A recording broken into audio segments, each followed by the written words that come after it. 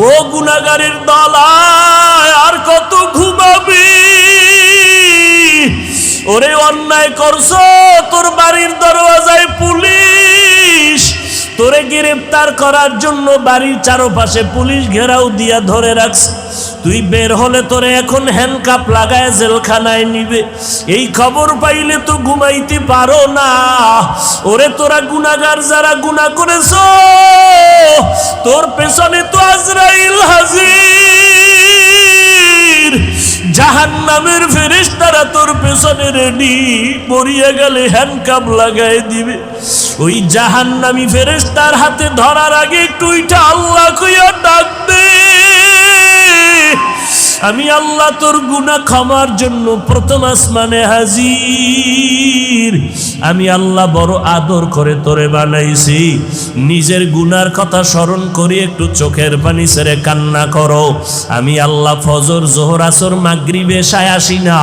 আমি আল্লাহ তোর গুনাহ ক্ষমার জন্য ভোর রাত্রে প্রথম আসমানে আসিয়া তোরে ডাকতে থাকি। ওরে গুনাহ যদি মাফ করাইতেই চাও তো ঘুমাইতে পারবা না রে বাবা। আল্লাহ বড় বড় বড় বড় গুনাহগারকেও তো মাফ করে দিয়েছেন। এক আল্লাহর বান্দা এমন কোনো গুনাহ নাই যে গুনাহ করে নাই। গুনাহ করতে করতে করতে করতে জীবনটা নষ্ট করে ফেললো। মরণের আগে বুড়া হইয়া হঠাৎ করে অন্তরে ভয় আসলো, এই গুনাহ নিয়ে কবরে গেলে আমার কবরে উপায় নাই, মরিয়া গেলে আমার সন্তানের মানুষেরা ধিক্কার জানাইবে, খারাপ বলবে। আমি এখন একটু ভালো হওয়ার কোনো রাস্তা আছে কিনা? আল্লাহর বান্দা একজন আলেম ইমাম সাহেবের কাছে চলে গেল। ইমাম সাহেব, হুজুর একটু পরামর্শ দেন, এই গুনাহ থেকে ভালো কেমনে হব? বলে, আমার আল্লাহ ভোর রাত্রে প্রথম আসমানে আসেন। ওই সময় লাইনটা বড় ক্লিয়ার থাকে। ওই সময় ঘরের মানুষও ঘুমায়, আসমান ঠান্ডা, জমিন ঠান্ডা, গাছের পশু পাখিরাও ঘুমায়, জঙ্গলের প্রাণীরাও ঘুমায়, নদীর মাছগুলো ঘুমায় থাকে। ওই সময় যারা মাওলাকে চাও, আমার মাওলা তখন হাজির হয়ে যায়। তুমি ভোর রাত্রে একটু ওযু বানাইয়া যায় নামাজ বিছায় আমার মাওলারে সেজদা দিয়া তওবা করে কাঁদবা, আমার মাওলা তোমার গুনাহ মাফ করিয়া দিবে। ইমাম সাহেবের পরামর্শ নিয়ে ওই গুনাহগার ভোর রাতে ঘুমায় না, ওযু বানাইয়া ঘরের অন্ধকার একটা জায়গায় বসে মাওলাকে ডাক দিছে, ও দয়ার মালিক, এতদিন দুনিয়ার বাহাদুরিয়ার রং তামাশায় পড়িয়া তোমারে ভুলিয়া আমি তোমার নাফরমানি করতে করতে এখন শেষ সময় আসছি। আজকে থেকে আমি ভালো হইতে চাই, আর গুনাহ করব না রে আল্লাহ। আমার গুনার কারণে আমার হাত না পাক, আমার চোখ না পাক, আমার জিহ্বা না পাক, আমার অন্তর না পাক। ও আল্লাহ, তুমি আমাকে মাফ করে দাও। আল্লাহর বান্দা কান্না শুরু করলো। কান্নার আওয়াজ বাড়তে বাড়তে এই পাশে ঘরের মানুষ সজাগ। হঠাৎ করে একটা গায়েবী আওয়াজ আসলো, ও বুড়া আর কাঁদিস না, তোর কাঁদলে কোনো লাভ হবে না, তোর নামটা জাহান্নামীদের খাতায় লেখা হয়ে গেছে। ওই বান্দা এখন আবার কান্না আরো বাড়ায় দিল। বিবি সাহেব ডাক দিয়ে কয়, ও স্বামী আর কেন কাঁদো? তোমার নামটা তো জাহান্নামীদের খাতায় লেখা, তুমি কি আওয়াজটা শোনো নাই? আল্লাহর বান্দা বলে, বিবি, এই দরজা ছাড়া আর কোন দরওয়াজা আছে নাকি যেখানে কান্না করলে আমি ক্ষমা পাবো? কয়, না না, আর কোন দরওয়াজা নাই। আল্লাহর বান্দা বলে, তো আমার আল্লাহ আমারে মাফ না করলেও আমি আর কান্না বন্ধ করব না, এই দরজা ছাড়বো না, আমার জাহান্নামেও যদি যাওয়া লাগে আমি এই দরজা ছাড়বো না, আমার মাওলার দরজা আমি কান্না করে করে মরিয়া যাব। এই কথা বলিয়া যখন আবার কান্না শুরু, বিনয়ের সাথে কাঁদে আর বলে, মালিক, সন্তান হাজারবার অন্যায় করিয়া চোখের পানি ছাড়লে মা বাবার দয়া না হইয়া পারে না, ছাত্র হাজারবার অন্যায় করিয়া ওস্তাদের সামনে চোখের পানি ছাড়লে ওস্তাদের দয়া না হয়ে পারে না। ও আল্লাহ, ওই মা বাবা ওস্তাদের থেকে কি তোমার দয়া কম? তোমার মায়া তো আরো 1000 গুণ বেশি। তুমি আমারে কেন ফিরাইয়া দিবা? যদি আমারে মাফ না করো, রহমান নামটা কেন রাখছো? গফফার নামটা কেন রাখছো? আল্লাহর বান্দা এভাবে যখন আবার কান্না শুরু করে দিল, হঠাৎ করে গায়েবী আওয়াজ বলে, রে বান্দা আর কাদা লাগবে না, তোর নামটা এখন জাহান্নামীদের খাতায় আর নাই, তোর নাম এখন জান্নাতীদের খাতায় লেখা হয়ে গেছে। ও আল্লাহর বান্দারা, ও যুবকেরা, ও স্কুল কলেজ ভার্সিটির ছাত্র ভাইরা, কয়দিন আর দুনিয়াতে বাঁচবা? জান্নাতের পথ আর জাহান্নামের রাস্তা কিন্তু ছাড়া রাস্তা নাই। জান্নাতের পথে যাইবা নাকি জাহান্নামের পথে যাইবা চিন্তা ভাবনা করিয়া চলো। তোমার মতো কত যুবক স্কুল কলেজে পড়িয়াও নামাজ ছাড়ে না, বলো বাবা তুমি কেন নামাজ পড়তে পারো না? তোমার মতো যুবক ড্রাইভারি করে নামাজ ছাড়ে না, চাকরি করে নামাজ ছাড়ে না, র্যাব আর্মি পুলিশ বিডিআর নামাজ বাদ দেয় না, বলো বাবা তুমি কেন পারো না? তোমার মতো যুবক দেখো ময়দানে কৃষি কাজ করে নামাজ বাদ দেয় না। তোমার মতো যুবক আজকে দেখো নদীর মধ্যে মাছ ধরে নামাজ ছাড়ে না, ব্যবসা করে শ্রমিকের কাজ করে নামাজ ছাড়ে না, চেয়ারম্যান মেম্বার এমপি মন্ত্রী নামাজির অভাব নাই, তুমি কেন পারবা না? তোমার ক্লাসের ছাত্র ছাত্রী যদি নামাজ পড়তে পারে তুমিও তওবা করো। ওই জাহান্নামের আগুন সহ্য করার শক্তি কারো নাই। আবু বকর জান্নাতের টিকিট পাইয়াও যদি কাঁদে তুমি কেন কাঁদতে পারো না? আল্লাযীনা আমানু ওয়া আমিলুস সালিহাতি কানাত লাহুম জান্নাতুল ফিরদাউসি নুজুলা। জান্নাতের মধ্যে সর্বোত্তম জান্নাতের নাম জান্নাতুল ফিরদাউস। আল্লাহ কয় ওই জান্নাত আমি 2 গুণওয়ালা মানুষের দান করব। 1 নম্বর গুণের নাম পরিশুদ্ধ ঈমান, দ্বিতীয় গুণের নাম নেক আমল। যেখানে ঈমানের বয়ান সেখানে আমলের বয়ান। সাহাবায়ে কেরামদের থেকে বড় মাওলানা, বড় মুফতি, বড় মুহাদ্দিস, বড় শাইখুল হাদিস, বড় মুত্তাকি জমিনে কেউ নাই, আসবেও না। আমল। আল্লাহ 4টা জিনিসের শপথ করে বলেন, সব মানুষ আমি সুন্দর করে বানাইলাম। অত্তিন ওয়াজ্জাইতুন ওয়া তুরি সিনিন ওয়া হাদাল বালাদিল আমিন লাকাদ খালাকনাল ইনসানা ফি আহসানি তাকওয়িম সুম্মা রাদাদনাহু আসফালা সাফিলিন। আমি মানুষের এত সুন্দর অবয়ব দিয়া বানাইছি, এই মানুষ যদি সৌন্দর্য ধরে রাখতে না পারে চূড়ান্ত জাহান্নামের সীমানায় চলে যাবে। ইল্লা, তবে তারা যাবে না যাদের মধ্যে 2টা গুণ থাকবে। ইল্লাল্লাযীনা আমানু ওয়া আমিলুস সালিহাত ফালাহুম আজরুন গায়রু মামনুন। 1 নাম্বার গুণের নাম পরিশুদ্ধ ঈমান, দ্বিতীয় গুণের নাম হলো নেক আমল। ও পাগলের দলেরা, আমল লাগবে না কোন সূরায় কয়? আল্লাহ কয় আমি তোরে পাঠাইছি দুনিয়াতে আমলের পরীক্ষার জন্য। তাবারাকাল্লাযী বিয়াদিহিল মুলক ওয়া হুয়া আলা কুল্লি শাইইন কাদির আল্লাযী খালাকাল মাউতা ওয়াল হায়াতা লিয়াবলুয়াকুম আইয়ুকুম আহসানু আমালা ওয়া হুয়াল আজিজুল গফুর। আইয়ুকুম আহসানু আমালা, আমি আল্লাহ যাচাই করে দেখব কারা উত্তম আমল করো। অতএব এই জমিনে যারা বলে আমলের প্রয়োজন নাই তাদের চিহ্নিত করে নাও। এরা মুসলমান সত্য, এরা মুমিন সত্য, এরা আলেম মাওলানাও সত্য, তবে নবীর হাদিস মতে এরা ইসলামের ব্যানারওয়ালা মাওলানা নামের ভণ্ড। قال النبي صلى الله عليه وآله وسلم ألا إن شر الشر شرار العلماء وإن خير الخير خيار العلماء। পয়গম্বর বলেন, দুনিয়াতে যদি খারাপ কোনো মানুষ দেখতে চাও খুঁজে খুঁজে বের করে দেখবা চূড়ান্ত খারাপ হবে একদল উলামা, এদের মতো খারাপ আর কেউ হবে না। আবার যদি চূড়ান্ত ভালো কেউকে পেতে চাও, একমাত্র ভালো পাইতে যদি চাও, দেখবা তারাও হবে একদল উলামা। উলামাদের মতো দামি কেউ নাই। বিরিয়ানি যেমন অনেক দামি, পোলাও বড় দামি, আবার এটা নষ্ট হলে, পান্তা ভাত নষ্ট হলে খাওয়া যায়, বিরিয়ানি খাওয়ার আর কোনো কায়দা থাকে না। আলেম এত দামি, মানুষ এত দামি, এরাদের চরিত্র যদি খারাপ হয় এদেরকে কোনো কাজে লাগবে না। একটা গাঞ্জাখোরের দিয়ে কাজ নেওয়া যাবে, একটা মদখোরের দিয়ে কাজ নেওয়ার আশা করা যাবে, কিন্তু একটা ভণ্ড মাওলানা দিয়ে কোনো কাজ নেওয়ার আশা করা যাবে না।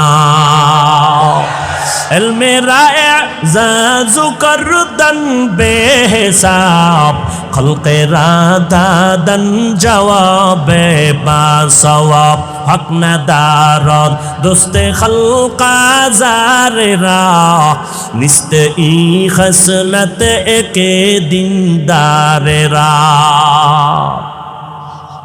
আলেম খারাপ, ও গাঞ্জাখোরের থেকেও খারাপ, ও মদখোরের থেকেও খারাপ, ও জুয়া খেলনেওয়ালার থেকেও খারাপ। আলেম খারাপ মানে জিনাকারের থেকেও খারাপ। কারণ লক্ষ লক্ষ জিনাকার, মদখোর, জুয়া খেলনেওয়ালাদের দ্বারা এই জমিনে ইসলামের যেই পরিমাণ ক্ষতি না হবে, একজন ভণ্ড ইসলামের লেবাসওয়ালা মাওলানার দ্বারা ইসলামের ক্ষতি আরো অনেক অনেক অনেক বেশি হয়ে যাবে। বড় কঠিন। আমার নবী তো এমনি বলে নাই, ফিআলুল হাকিম লা ইয়াখলু আনিল হিকমা, হাকিমের কোনো কাজ হিকমত থেকে খালি না।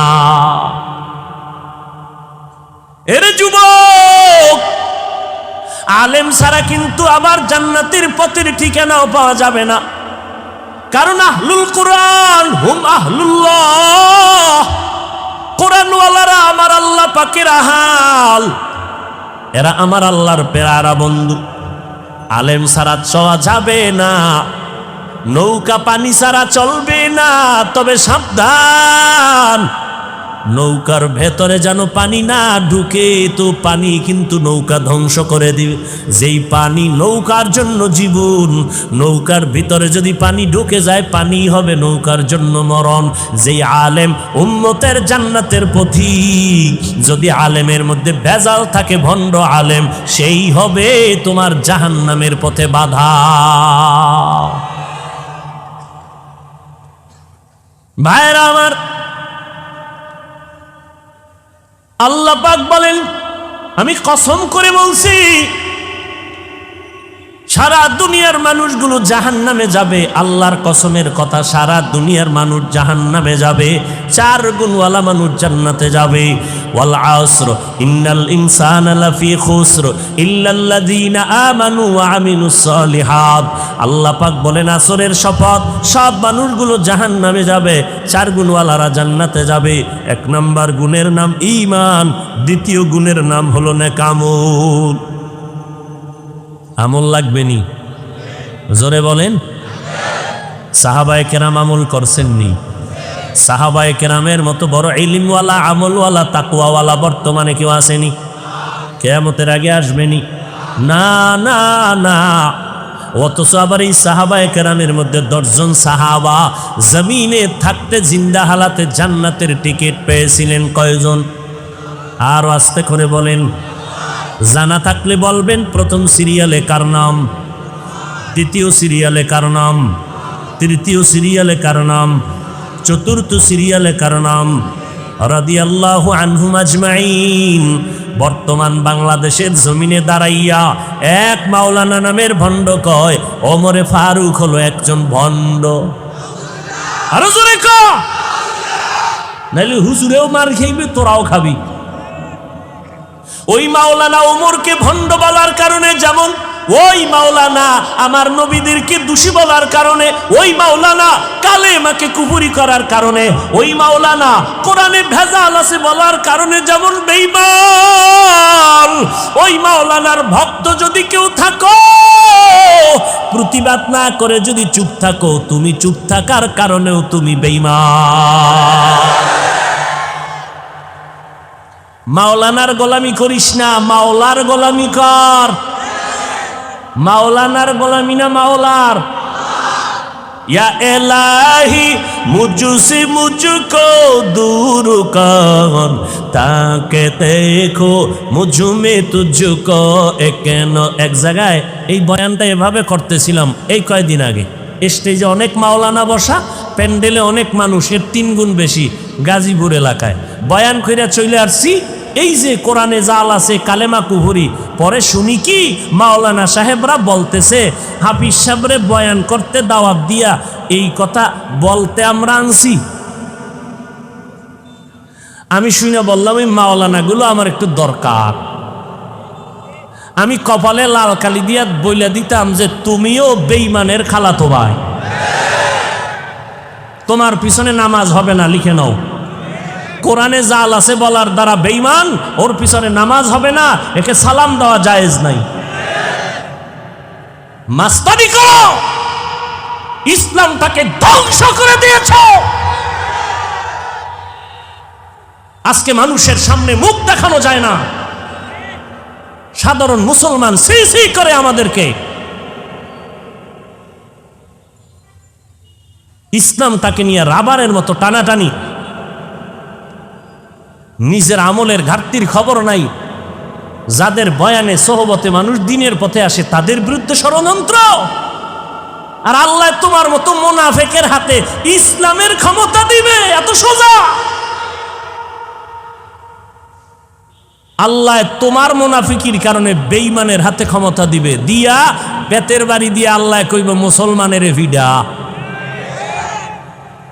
আল্লাহর সাথে যারা মুলাকাত করতে চায় তাদের জন্য একমাত্র বয়ান হলো, আল্লাহর নির্দেশনা হলো নেক আমল করো, তবে সাবধান, ওয়ালা ইউশরিক বিইবাদাতি রাব্বিহি আহাদা। ওই রবের সাথে কেউ শিরিক করবা না। আমার রবের মতো কোনো রব নাই, আমার আল্লাহর ক্ষমতার মতো কারো ক্ষমতা নাই। আমার আল্লাহ তাআলার একক গুণের মালিক, যেমন আমার আল্লাহ ওই গুণের মালিকানা আর কারো মধ্যে নাই। আল্লাহ যেমন রিজিকের মালিক, এই রিজিকের মালিকানা আর কেউ নাই। কেউ যদি মনে মনে ভাবে আল্লাহর মতো আরো একজন আল্লাহ আছে, মনে করার নাম শিরিক। আল্লাহর ক্ষমতার মতো আরো একজনের ক্ষমতা আছে, মনে করার নাম শিরিক। যারা শিরিক করবে তাদের নাম মুশরিক। মুশরিকদের পরিণাম ফল হলো জাহান্নাম। সাহাবায়ে কেরাম জান্নাতের টিকিট পাইয়াও জীবনটা বিলাইয়া আমল করেছেন। আজকে এই মাওলানা কয় ওমরে ফারুক বন্ড কেন? বলে ওমর 20 রাকাত তারাবি চালু করেছে, ওমরেরটা মানি না। 20 রাকাত তারাবির কারণে ওমর বেদাতি হয়ে গেছে। ভাইরা আমার, অথচ কে সে ওমর? পয়গম্বরের সাহাবী ওমর, কত বড় দামি। সব আম্বিয়া কেরাম আমার আল্লাহ পাকের আশিক। মুসা নবী আল্লাহর আশিক, ঈসা নবী আল্লাহর আশিক, ইব্রাহিম নবী আল্লাহর আশিক। আপনাদের জানা থাকলে একটু বলবেন আমার আল্লাহ কার আশিক? জানা নেই? সমস্ত নবী পয়গম্বর আমার আল্লাহর আশিক। আর আমার আল্লাহ নিজে হলেন আমার নবী, মায়ার নবী মুহাম্মদের আশিক। ঠিক তেমনি ভাবে সমস্ত সাহাবায়ে কেরাম মুহাম্মদের আশিক। আবু বকর নবীজির আশিক, উসমান মুহাম্মদের আশিক, হযরত আলী মুহাম্মদের আশিক, সব সাহাবায়ে কেরাম মুহাম্মদের আশিক। মুহাম্মদ নিজে হলেন ওমরে ফারুকের আশিক। আল্লাহ ওমরের উপরে খুশি হইয়া কোরআনে আয়াত নাজিল করেছেন। বাইতুল্লাহ তাওয়াফ করার পরে ওয়াজিব হলো 2 রাকাত নামাজ পড়বে। নামাজ তাওয়াফ করলেন নবী, সাহাবায়ে কেরাম 2 রাকাত নামাজ কোথায় পড়বেন? হজরে আসওয়াদের কাছে, নাকি বাইতুল্লাহর দরজার কিনারায়, নাকি জমজম পানির নিকটে? ওমর বলে, পয়গম্বর আমার অন্তরের ধারণা বা পরামর্শ, ইব্রাহিম নবী যেই পাথরে দাঁড়াইয়া বাইতুল্লাহ নির্মাণ করেছেন, ওই পাথরে মাকামে ইব্রাহিম নামে পাথরটা আজও আছে। আমার ধারণা বা পরামর্শ, মাকামে ইব্রাহিমের পেছনে নামাজ পড়বেন। নবী বলে, ওমর শুনলাম সিদ্ধান্ত আসবে পয়গম্বরের দরবারে, আল্লাহর দরবার থেকে। জিবরাইল আমিন আইসা কয়, ও পয়গম্বর, আল্লাহ জানাইছেন ওমরের পরামর্শ আল্লাহ মেনে নিয়েছেন, আপনাকেও মানতে বলেছি। ভাইরা আমার, সাহাবায়ে কেরাম জান্নাতের সুসংবাদ পাওয়ার পরও তাদের হালাত, ইবাদত আরো বাড়ায় দিলেন, আমল বাড়ায় দিলেন। মায়ার নবী বলেন, আমি রাতের বেলা হঠাৎ কানের মধ্যে আওয়াজ, কান্না আসতেছে, কান্নার আওয়াজ। খুঁজতে গিয়া দেখলাম আবু বকর নামাজে দাঁড়ায় দাঁড়ায় কান্না করেন রাতের গভীরে। নামাজ আনতে নবী বললেন, আবু বকর নামাজে কেন কাঁদলেন? বলে আল্লাহর আদালতে দাঁড়াইয়া হিসাব দেওয়ার ভয় কান্না করেছি। বলে আপনার নামে না জান্নাতের টিকিট ওকে করা আছে, আবার কেন ভয়? আবু বকর বলে নবী আপনি বুঝেন না, জানেন না, যে আল্লাহ টিকিট দিছেন ওই আল্লাহ না জানি কোনো অপরাধ হলে টিকিট ক্যান্সেল করে দিতে পারে। অন্তরে ভয়। আবু বকর বলে নবী কোরআন শরীফের একটা আয়াত আমাকে আজকে বারবার কান্না করাইল। ইন্নাল্লাহা আশতারা মিনাল মুমিনিনা আনফুসাহুম ওয়া আমওয়ালাহুম বিআন্না লাহুমুল জান্নাহ। আল্লাহ বলে আমি মুমিনের জান মাল কিনে নিয়েছি, বিনিময়ে মুমিনের জান্নাত দিয়েছি। নবীকে এটা তো খুশির খবর, আবার কাদার কি আছে? আল্লাহ মুমিনের জান মাল কিনে নিয়েছেন, বিনিময়ে মুমিনের জান্নাত দিয়েছে। আবু বকর বলে নবী কান্নার কারণ আমি একটা কাপড়ের দোকান দেই, আমি ব্যবসা করি, কাপড়ের ব্যবসা। আজকে সকালবেলা একজন আম্মা জানাচ্ছেন আমার দোকানে বহুদিন আগে একটা কাপড় নিয়েছিলেন, আজকে ফেরত দিয়া চলে গেলেন, টাকা নিয়ে গেলেন। আমি জিজ্ঞাসা করেছিলাম আম্মা জান আমার দোকান থেকে কাপড় নিয়ে গেলেন আবার ফিরাইয়া দিলেন কেন? মহিলা এক কথায় বলে দিল আবু বকর তোমার দোকানের কাপড় আমার পছন্দ হয় নাই, ওই সময় ফেরত দিতে চেয়েছিলাম, ব্যস্ততার কারণে পারি না, আজকে দিয়া গেলাম। আবু বকর বলে নবী হাসরের ময়দানের বয়ান তো আপনি করেছেন আর কাঁদছেন, আমিও কান্না করেছি। হাসরের ময়দান নাকি অনেক ভয়ঙ্কর হবে। বলে হ্যাঁ আপনিই তো বয়ান করে বলেছেন এই জমিনের মধ্যে হাসরের মাঠ কায়েম হয়ে যাবে। আল্লাহ পাক কাহারিয়াত নামের আওয়াজ দিবেন লিমানিল মুলকুল ইয়াউম লিল্লাহিল ওয়াহিদিল কাহ্হার। আল্লাহ পাকের ওই বিকট আওয়াজে হাসরের ময়দানটা থরথর করে কেঁপে উঠবে। ওই সময় সূর্যটা মাথার উপরে আসবে। আল্লাহ বলবেন সূর্য তোর যত মুখ আছে নিচে কর, তাপমাত্রা জমিনের মধ্যে ছেড়ে দে। সূর্যের এমন গরম তাপ শুরু হয়ে যাবে, সূর্যের গরমে জমিন মাটির জমিন তামা হয়ে যাবে, মানুষগুলো সব উলঙ্গ দাঁড়াবে। ওদিকে জাহান্নামের আওয়াজ, জাহান্নাম চিৎকার দিয়া বলবে ও দয়ার মালিক গুনাহগার গুলো কই, আমার পেটে দাও, আমার পেটে ক্ষুধা, গুনাহগার গুলো বেনামাজি গুলো দিয়া দাও, নবীর সুন্নাত জবাই করনেওয়ালা গুলো আমার পেটের মধ্যে দাও। এমত অবস্থায় নবী আপনিই বলেছেন এত কঠিন হালাত যখন শুরু হয়ে যাবে সমস্ত মানুষগুলো কান্না করতে থাকবে। এমনকি নবীদের কোনো গুনাহ নাই, সেই নবীরা পর্যন্ত নাফসি নাফসি নাফসি বলে কাঁদবেন। মুসা নবী কাঁদবেন আল্লাহ আমাকে বাঁচাও, উম্মতের কথা কোনো নবীর আর মনে থাকবে না। ঈসা নবী কাঁদবেন আল্লাহ আমারে বাঁচাও, ইব্রাহিম নবী কাঁদবেন আর বলবেন আল্লাহ আমারে বাঁচাও, আমি এই জাহান্নামের চিৎকার সহ্য করতে পারি না। এরে নবী আপনার কথাই শুনলাম, ওই সময় যদি আমি আবু বকরকে আসামির কাঠ করায় দাঁড়াইয়া আল্লাহ যদি বলে আবু বকর আমি তোমার জানমাল নিয়ে জান্নাত দিয়েছি, বলো ওই জান্নাতের জন্য কি আমল নিয়ে আসছো বলো। আমি যদি বলি আল্লাহ ওই জান্নাতের মোহাব্বতে আপনার জন্য তেলাওয়াত জিকির কোরআন তেলাওয়াত নামাজ নিয়ে আসছি, আল্লাহ না করুন যদি আল্লাহ বলিয়াই ফালায় ও আবু বকর তোমার আমলগুলো তুমি ফিরাইয়া নাও, জানমাল নিয়ে তুমি জাহান্নামে যাও, আমার জান্নাত ফিরাইয়া দাও। যদি বলি আল্লাহ জান্নাতটা কেন ফিরাইয়া জানমাল ফিরাইয়া দিতে চান, আল্লাহ যদি বলে আবু বকর তুমি যেই নামাজ পড়েছো,